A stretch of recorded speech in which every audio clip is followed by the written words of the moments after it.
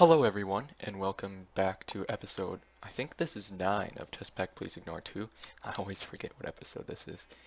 But today we are going to be working on Botania. I'm just going to give you a quick tour of what I've done down here since the last episode. I've put in some glass here so you can see through it. It's the quite clear glass, so it's basically invisible. Sometimes I actually run into it. And I also expanded this turbine to be a 7x7 just because it's so much more efficient than the other one. And this one can generate up to 24,000 RF per tick. If I added more Endurium right now, though, it can only do 10,000 RF per tick, which is still enough to keep up with our power system over here. And I have this power monitor set up so this green light comes on when the power is above 93%. When the power drops below 73%, the red light comes on. This tesseract gets turned on, and my reactor, which is in a different chunk, probably 400 blocks from here, also gets turned on. And so the turbine then will start spinning and producing power. But once the green light comes back on, because I have enough power, everything will shut off, and that way I don't waste any steam or Yellorium and stuff like that. I just put this teleporter over here for now, as well as I have an autonomous activator here, and I was trying to put a watering can in there, but it broke. Right here, what I've just been doing is watering these essence berry bushes to get XP, and then the harvester automatically harvests them and puts them in the chest. This works pretty good. You get about probably about 10 berries or so per minute. The one disadvantage is when you use the harvester, you only get 1 berry per bush once it grows a berry, whereas with the just harvesting it by hand, it seems like you get 3. I might be mistaken, but that's what I was getting earlier. So there's that. We will be building a second turbine in a few episodes, and I will be doing that one on camera. Out here, I've just been generating more and more mana for Botania. However, it's definitely not enough for the terrasteel stuff. I did set this down because I made 2 terrasteel things last night just to test it out and make sure. I only used half a pool and didn't use a whole bunch more like I thought it might. But I made the greater band of aura, which is supposed to generate mana. It seems to be doing absolutely nothing from what I've been watching, so I don't think it's even worth it. And then the greater band of mana, which stores a lot of mana, which is nice because I made this thing called the Tainted Blood Pendant, and it has a brew of revitalization, which is regen 2. And when I put this on in my baubles, I get regen 2 at the cost of some mana from the greater band of mana. But it holds so much, it's not really a problem there. Especially since today what we're going to be working on is moving some of this Botania stuff over to a different spot where we're going to set up a Botania basically farm with lots of these endo flames to produce more power than we currently are. That way we can fill up a dozen mana pools or so without taking days. Right now it's just a timer dropping coal every 7 seconds or so, which works okay. It's just relatively slow. It's much faster than these hydrangeas though. So that's about all I did in Botania. I also made this Rod of the Hells, which what it does is it sets fire around it. I'm not going to do it in here because it would start killing stuff, but it's pretty cool. This is the botanical brewery, which you use to brew potions and stuff in Botania. I brewed 1 potion just because I was testing it. The same thing as the blood pendant, it's a regen potion, and you get 4 swigs. It's regen 2 for 25 seconds. So that's pretty cool. I also upgraded my hammer here to have auto smelt and haste. It has all the modifiers it can except for one which I can add using a gold block, or no, a diamond block and a golden apple. So there's that, and then just my mana pool here, I can actually throw that inside, as well as all this stuff since I don't need it right now. I'll actually get the Rod of the Hells to show you. It uses a ton of mana, but since we have the greater band now, it should be a little bit better.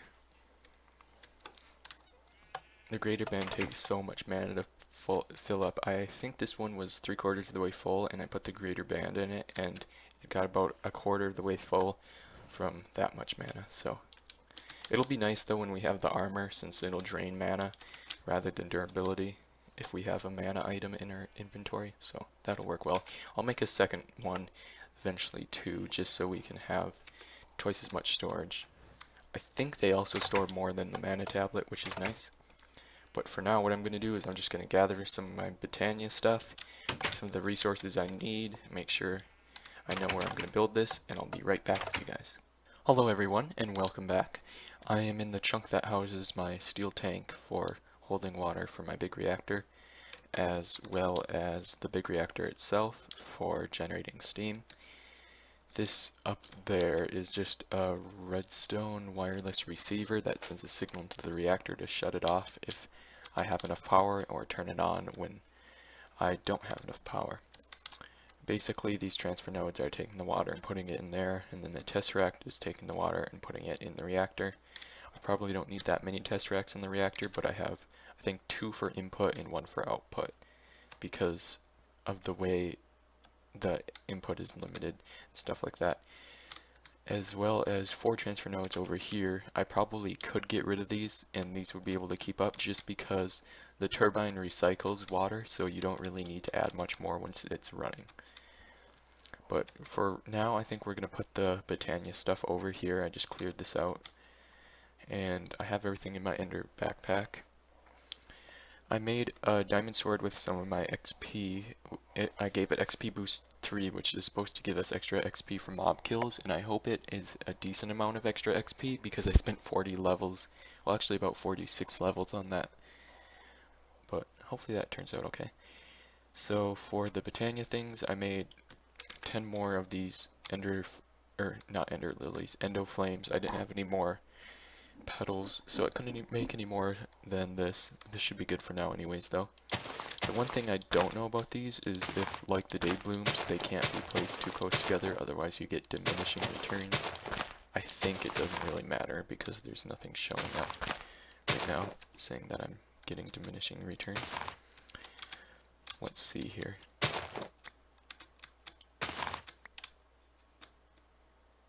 I'm gonna put above these, we're gonna put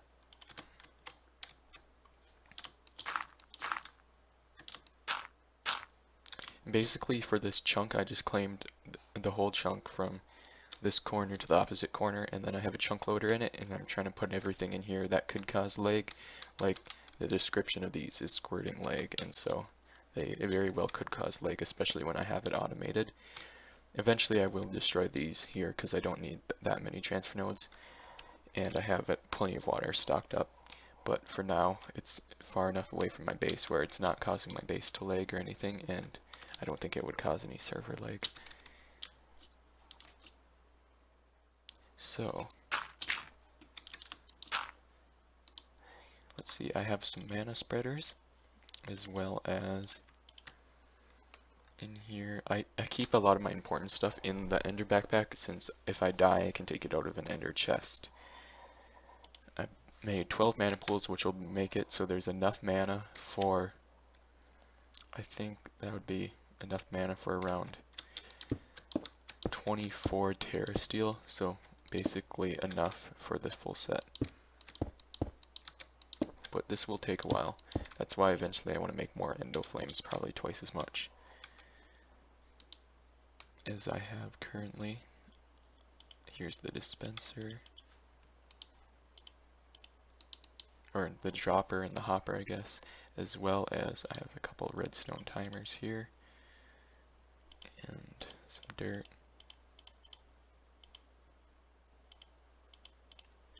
Organize my inventory a bit, there we go. So the dropper is going to have to be,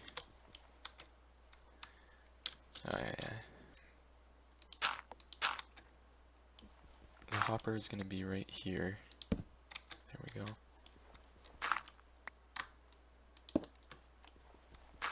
And the dropper will be right there.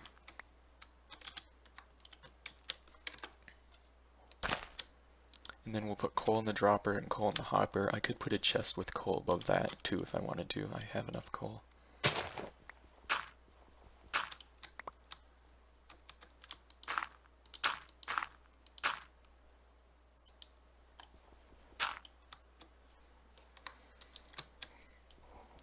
go. Whoops.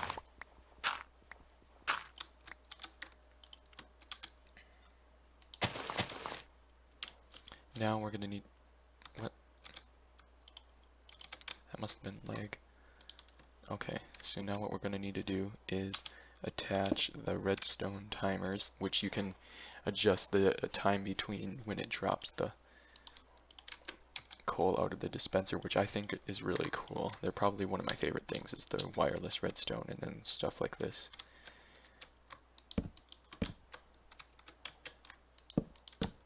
Hopefully, there we go.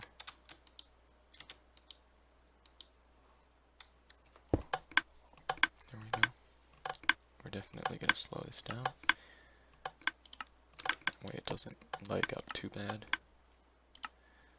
I think we'll do 11 seconds on both. And then let's get some coal.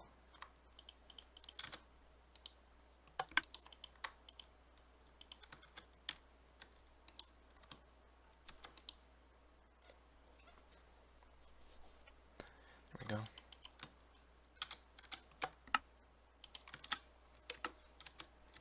And at the beginning here, they're going to be kind of slow, not able to keep up, but eventually they should pull ahead a bit.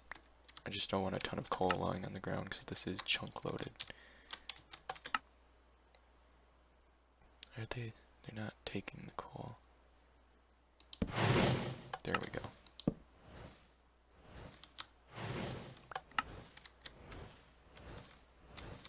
Now.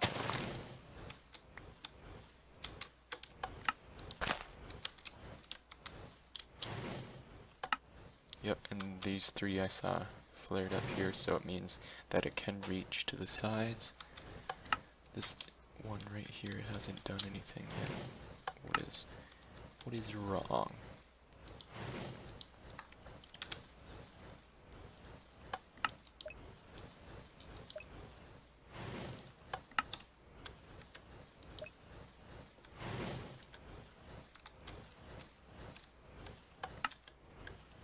Whoops. Okay.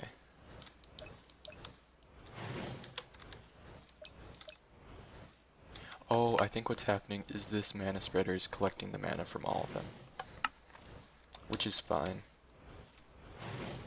I would like twice as many, so I could put, like, remove some of these and then put endo flames here and have it coming from both directions.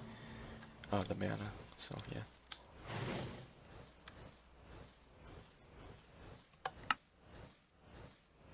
I really like these timings. So that's set to 11 seconds each. That should work. I could get rid of these mana pools because I don't think it'll do anything until I would remove the one in front, but that's fine. It'd actually be wise is to remove all the ones but the last one, which is what I will do over here.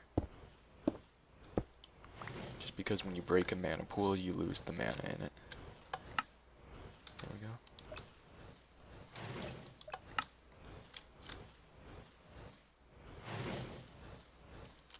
Cool, cool.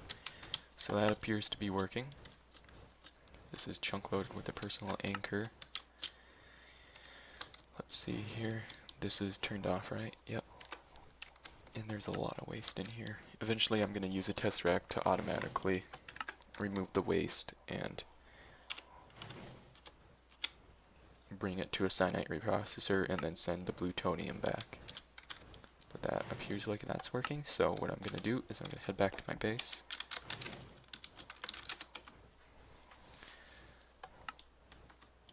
And,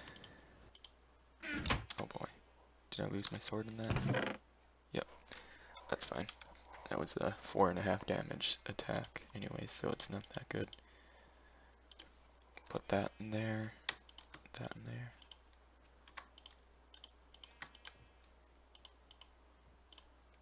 How much does this hammer do? This hammer does more damage than that sword. I want to try this on something.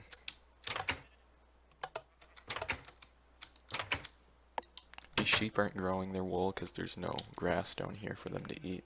So I'll have to take care of that with a silk touch shovel in the future. Yes, it's nice. Nighttime. That's nice. I found out who put those signs there, by the way. I think I saw those in the last episode. It was one of my friends who played on the server after all, the one who lives there. She wanted some take lock kits from some of my other friends, and in exchange for that, she was going to give me some protection pop pits for different stuff, since my other friends do witchery too.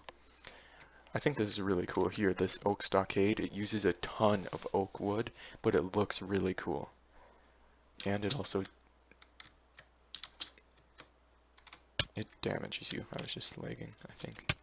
Yeah. But I think that's really cool. Here's her home. I don't have container trust. What are these here? Glintweed.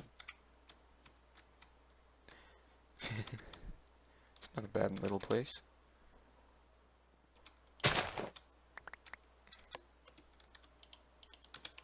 That's some of my stuff. We planted some food together because we were working on the kitchen craft mod just to make some food, but we don't need that anymore. Now where are all the mobs? Also keep an eye out for red and brown flowers, although it's not too important.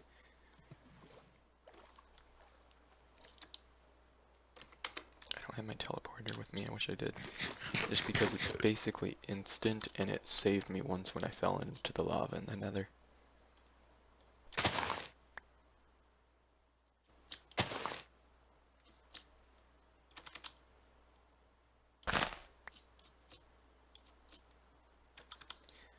Where are the zombies? There's never mobs when you need them. Part of it is mob spawning is turned down because we're on a server, but still, there's generally mobs if you don't want them.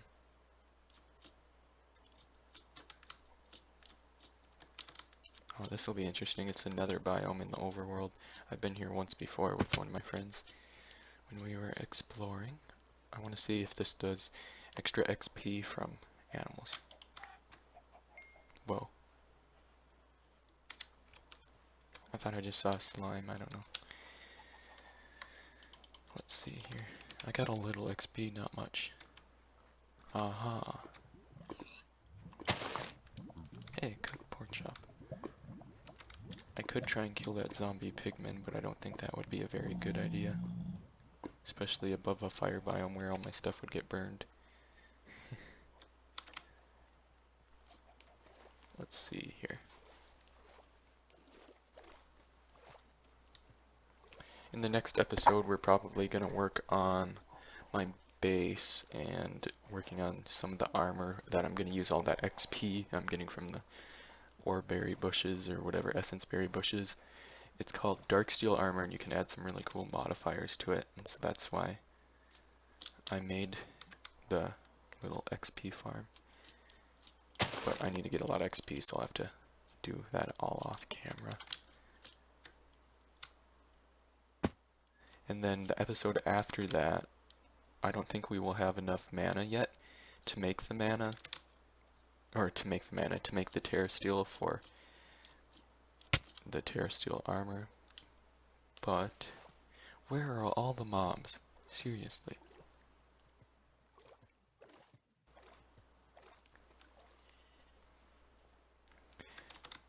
But in the episode after that, so 3 episodes from now, we should have at least enough to get started with it, and we can work on that then. So that'll be good.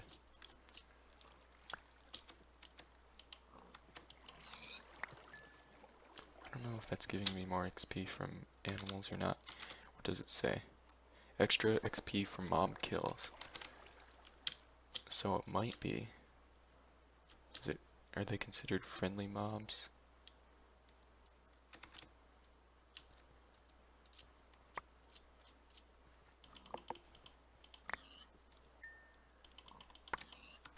Another thing that I was thinking of doing soon is blood magic, because I really like that mod.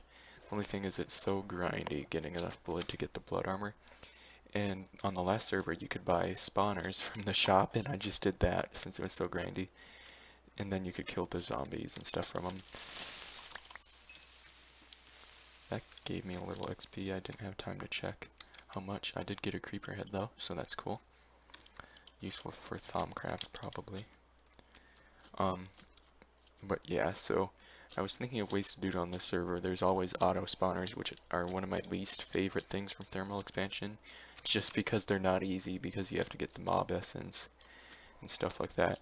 But then I was thinking, why not use Cursed Earth from the Division Sigil when you activate that at night? Because I'm gonna get a Silk Touch shovel anyways for the sheep, so might as well do that. And that spawns mobs like crazy as long as the light level is low. I think even when the light level isn't low, it does. So we'll probably use that because might work better than a mob spawner. We'll see. It does give the mobs more power and stuff, so they might be harder to kill through the ritual that does the auto mob killing. However, um, it should just give us more blood that way then. So either way, yeah, I don't think this sword is doing too much. I'm kind of disappointed I wasted 46 levels on it, especially because I can't find mobs besides creepers.